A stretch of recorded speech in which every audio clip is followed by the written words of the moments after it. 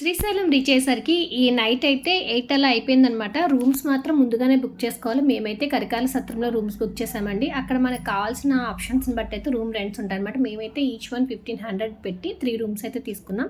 Night stay అయిపోయిన తర్వాత కార్తీక మాసం కదా, ప్రతిరోజు తెల్లవారుజామున దీపం పెట్టడం అయితే అలవాటు కాబట్టి ఎర్లీ మార్నింగే లేచి 5 కల్లా ఇలాగా కార్తీక దీపం పెడదాం, ఎక్కడ పెట్టాలా అని చూస్తున్నాను. నేను లెగిచేసరికి నాకులాగా ఇంకా చాలామంది ఆడవాళ్ళు అయితే అక్కడ సత్రంలో తులసి కోట దగ్గర కార్తీక దీపం పెడుతున్నారండి. వాళ్ళ పళ్ళెం కూడా తీసుకెళ్లారనమాట. నేనైతే కార్తీక దీపం పెట్టేసి ఆ పళ్ళెంలో అయితే దీపం వదిలేశాను. ఈ సత్రంలో అయితే అండి గార్డెనింగ్ అంతా చాలా బాగుంటుందన్నమాట. లోపలంతా కూడా నెక్స్ట్ మార్నింగ్ అయిన తర్వాత నేను ఆ వ్యూ అంతా అయితే కవర్ చేస్తాను. ఎర్లీ మార్నింగ్ శ్రీశైలంలో ఆ కొండల మధ్యలో ఫాగ్ అయితే చూడడానికి చాలా అందంగా అయితే ఉందన్నమాట. మా వాళ్ళంతా కూడా మేము రెడీ అయిపోయామండి. ఎందుకంటే 7:30కే శ్రీశైలంలో స్వామివారి స్పర్శ దర్శనం అయితే ఉందన్నమాట. గుడికి వెళ్ళాలి కాబట్టి మొత్తం అందరూ కూడా లేచి రెడీ అయిపోయాం. ట్రెడిషనల్ వేర్లో అందరూ శారీస్ కట్టుకుని అయితే రెడీ అయిపోయామన్నమాట. ఈ శారీస్తో అయితే చాలా వీడియోస్ తీసుకున్నామండి. ఆల్రెడీ నేను ఒక 2 వీడియోస్ అయితే పోస్ట్ చేశాను. ఎలా ఉన్నాయో చూడండి షార్ట్స్. మొత్తం మాతో పాటు జెంట్స్ అందరూ కూడా రెడీ అయిపోయారు కాబట్టి రెడీ అయిన వాళ్ళందరూ కలిసి అయితే టెంపుల్కి స్టార్ట్ అయిపోయాం. టెంపుల్కి వెళ్ళిన తర్వాత అక్కడ కూడా దీపం పెడదామని చెప్పి స్వామివారి గుడికి ముందుగా ఇలా దీపారాధన మండపంలాగా అయితే ఉంటుందన్నమాట. ఇక్కడ ప్రతి ఒక్కరు దీపం పెడుతూ ఉంటారు. అలాగే నేను దీపం పెడదాం అనేసరికి ఇక్కడ బ్రాహ్మణులు కూడా ఉంటారండి. మేము పూజ చేస్తాం రండి అని చెప్పి పేరు గోత్రం చదివి పూజ అయితే చేస్తూ ఉంటారన్నమాట.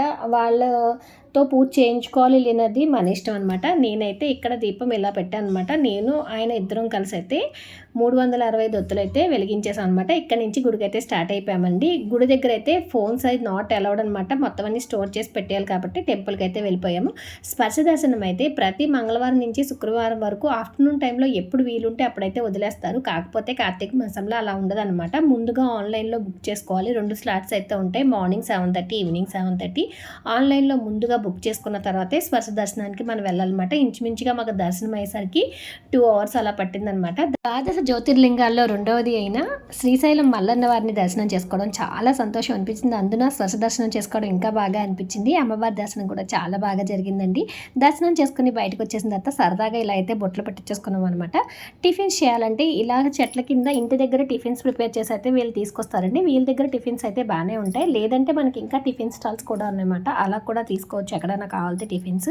మేము బయటకు వచ్చేసిన ఇక్కడ ఒక ఆవిడ వచ్చి బొట్టు ఉంచుకోమ్మా, అక్షంతలు ఎంచుకో బ్రాహ్మణులమ్మ, అటు ఇటు ఒక 50 రూపాయలు 100 రూపాయలు ఇవ్వండి అని చెప్పి ఇలా అయితే అడుగుతున్నారు అనమాట. ఇలాంటి వాళ్ళని అయితే అవాయిడ్ చేయండి.